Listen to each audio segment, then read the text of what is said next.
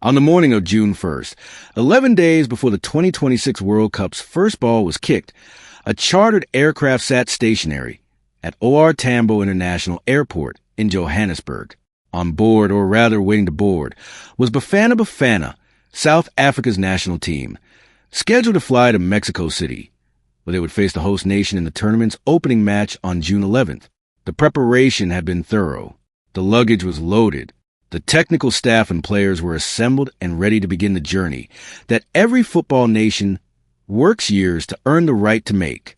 The plane did not depart, not because of a mechanical fault, not because of a security concern, because the Mexican entry visas for the squad had not been processed.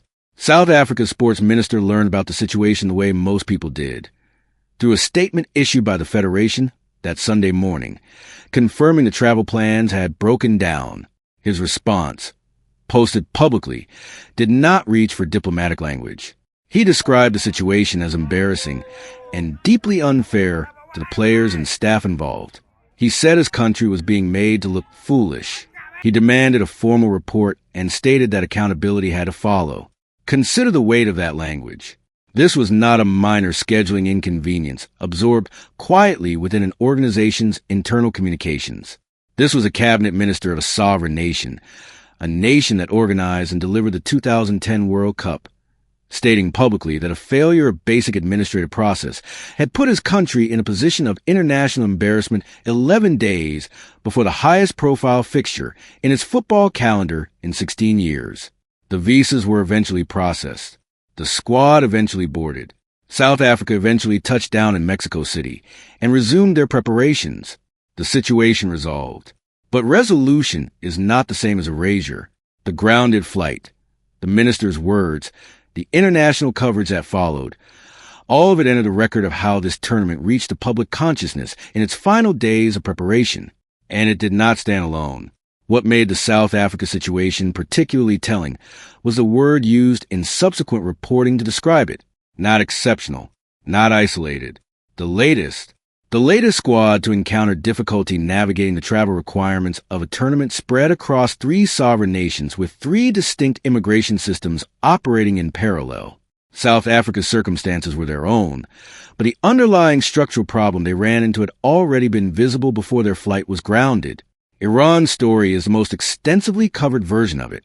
Their players arrived in Tijuana on June 7th, the day this account was being written, to begin their final preparations for a group stage in which they will play matches in Los Angeles and Seattle while based across the Mexican border. As late as the weekend before the tournament opened, the Football Federation's vice president confirmed that visa processing for Iranian players entering the United States was still being finalized. A squad preparing for a World Cup, still awaiting administrative confirmation of their ability to enter the primary host country fewer than 7 days before their first competitive match. Not as a consequence of any failure on their own part, but because the geopolitical conditions surrounding their participation created a layer of complexity that no standard World Cup logistics framework was built to absorb. Place those 2 situations alongside each other, and the pattern becomes clear. South Africa needed Mexican visas to play their opening match and American visas to play their second against Czechia in Atlanta. Those are 2 separate bureaucratic processes running through 2 different governmental systems on 2 different national timelines. When the Mexican process stalled, the squad was grounded. The American process, at that same point, was also still moving. A qualified nation in the first week of June, 11 days before their opening fixture, managing simultaneous visa applications to 2 separate host countries, while a government minister documented the situation publicly. That is not a portrait of a tournament operating with the logistical fluency that its promotional framing promised. The co-hosting arrangement between the United States, Canada, and Mexico was presented from its earliest stages as an expansion of football's reach, the most inclusive and geographically ambitious World Cup ever designed. The complications built into that ambition were visible to anyone who looked at the structural mechanics of how teams, staff, and supporters would move between 3 nations whose entry requirements are governed entirely independently of one another. For nations whose diplomatic relationships with one or more host countries carry any historical complexity, those requirements carry additional weight. For any team whose group stage matches span multiple host nations, as South Africa's do, the administrative load multiplies accordingly. The coaching situation surrounding the United States national team belongs to a different category of disruption, but has run parallel to the logistical failures in terms of what it communicates about the preparation phase for the host nation's own campaign. Mauricio Pochettino was appointed, ran the qualifying cycle, named a squad, and prepared his team for a home World Cup.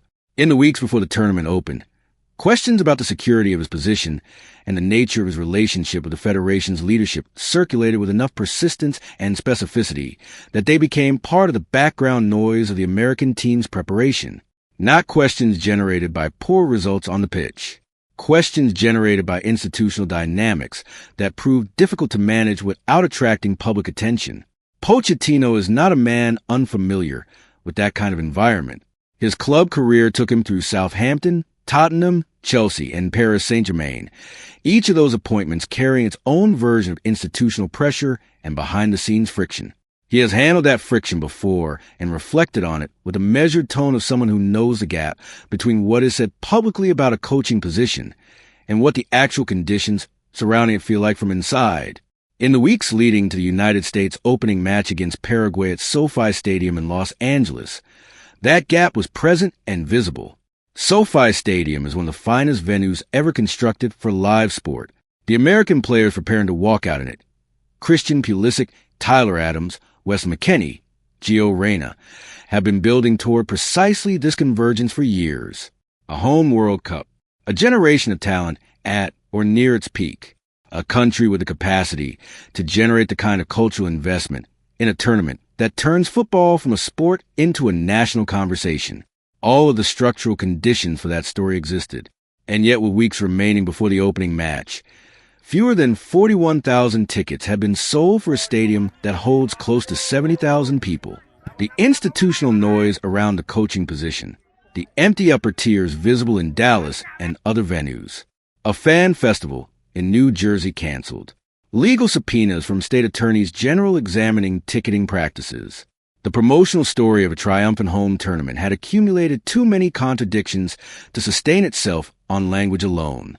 The 1994 World Cup is a comparison that surfaces inevitably in any discussion of American football hosting. That tournament arrived under considerable skepticism. A country without a professional top-flight league at the time hosting the world's most-watched sporting event, and delivered something that confounded the critics. Organized, well-attended, atmospherically genuine. The lesson carried forward from that experience was that competent preparation and institutional commitment could convert skepticism into success. But 1994's preparation did not include a participating nation's squad being grounded at departure 11 days before the opening fixture. It did not include a qualified team's visa status or entry to the host country unresolved in the final week before their first match. It did not include the host nation's own head coach operating in an environment of institutional uncertainty at the moment his team needed clarity most. Each of the failures that have accumulated around this tournament carries its own specific explanation. The South Africa delay traces to an administrative breakdown, compounded by the structural complexity of a multi-country hosting format that created more bureaucratic surface area than the planning process adequately accounted for. Iran's situation traces to geopolitical realities that no fixture calendar was designed to handle. The access barriers facing supporters from dozens of countries trace to policy decisions made at a governmental level that FIFA neither controls nor, apparently, has been willing to contest with any real force. The ticket pricing controversy traces to commercial decisions made by an institution projecting historically large revenues regardless of how many upper-tier seats remain empty in American host cities. What connects them is not a single cause. What connects them is a pattern of gap between the tournament that was described and the tournament that was delivered, not in the football. The football is untouched by any of this. The players who have earned the right to compete here have prepared with the professionalism their careers demand, regardless of the noise surrounding the structure around them. South Africa's squad prepared under disruption they did not create. Iran's players arrived in Tijuana and began their work. The American players will walk out at SoFi Stadium against Paraguay and play for their country with the same focus intensity any World Cup squad brings to an opening fixture. The football will be what it always is. The opening ceremony at the Azteca, the third time that ground has hosted a World Cup opener across 60 years of the competition's history, will carry everything that occasions of that scale carry. Shakira on stage, 83,000 people in the stands. South Africa and Mexico on the pitch in a match that, whatever preceded it, will become part of the living history of this tournament.